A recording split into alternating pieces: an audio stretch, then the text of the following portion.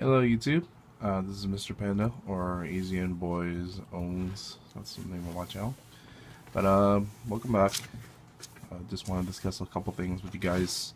It's been a while since I made a video, well not that much of a while, but I wanted to make a video just to give you guys an update of what's going to be happening for the past 1 or 2 weeks that since this game has come out. I decided that I made 2 complete decks, 1 villain and 1 hero. And I'll probably show those decks off and we'll probably have like a big deck discussion about it. But at the same time, I just want to give you some information about what you guys really do need in terms of getting into the game, because I realized that after weeks of buying boxes and booster boxes, not the structure deck boxes, I realized that there's something,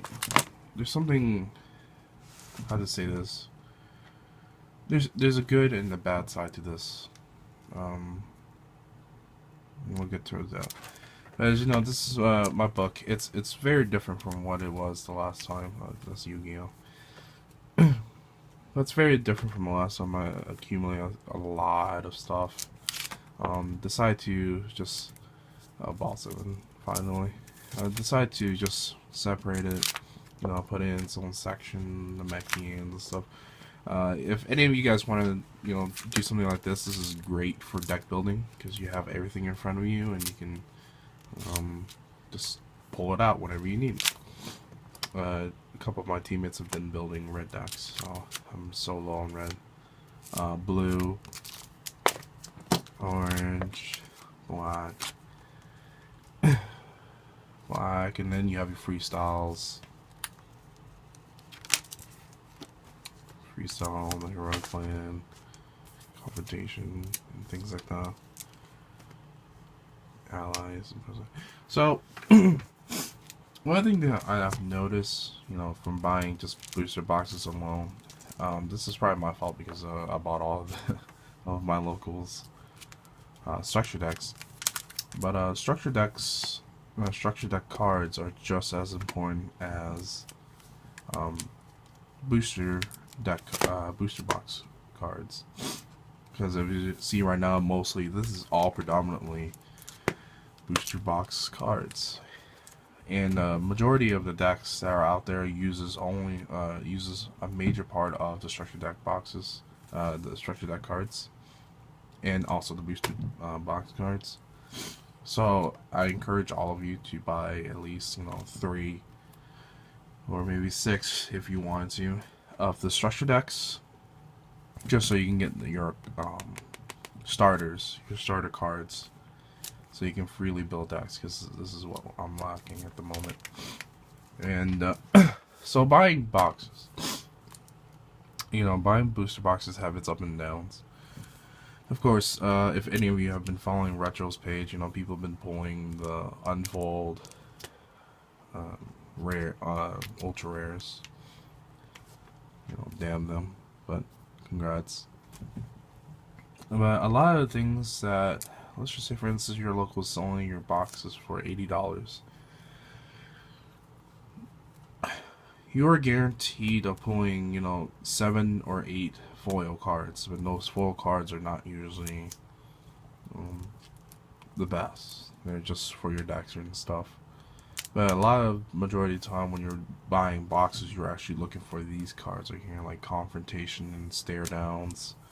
The freestyle cards are, very good. The name cards are very good, and also the rares. But is it really worth it? Is it really worth it buying a box versus buying the singles, and you're guaranteed of your rare, but at the same time you're paying $80 to have a chance to pull the ultra rare, Yeah, at the very moment I'm in North Carolina and I haven't seen much of there's only me that I have 2 heroic plans and 1 energy sphere, and a buddy of mine has 2 spheres, and we haven't seen a villain's visage and things like that. So it's kind of weird. And one thing I do have noticed that, stock up on your confrontation, stock up on stare downs, and stock up on times as a warrior's tool. It's a staple in every deck. It's very great. But those are the very high value rares to say, because their full versions are usually $40 to $45.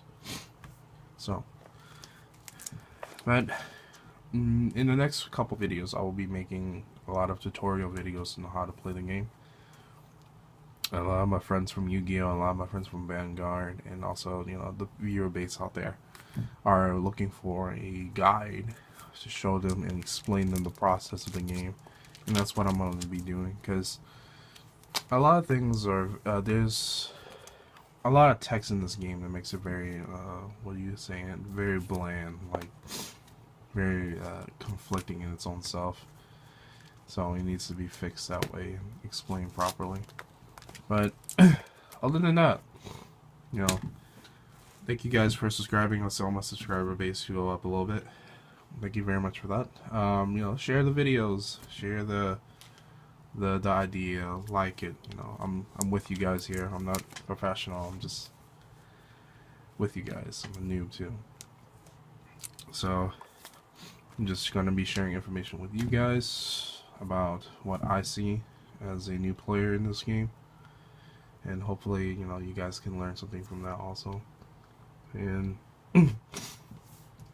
make sure you guys also trade very well.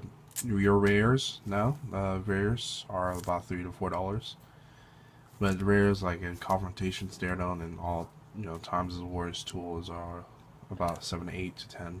You can get it. And also keep in mind that you should trade for stuff that you only need.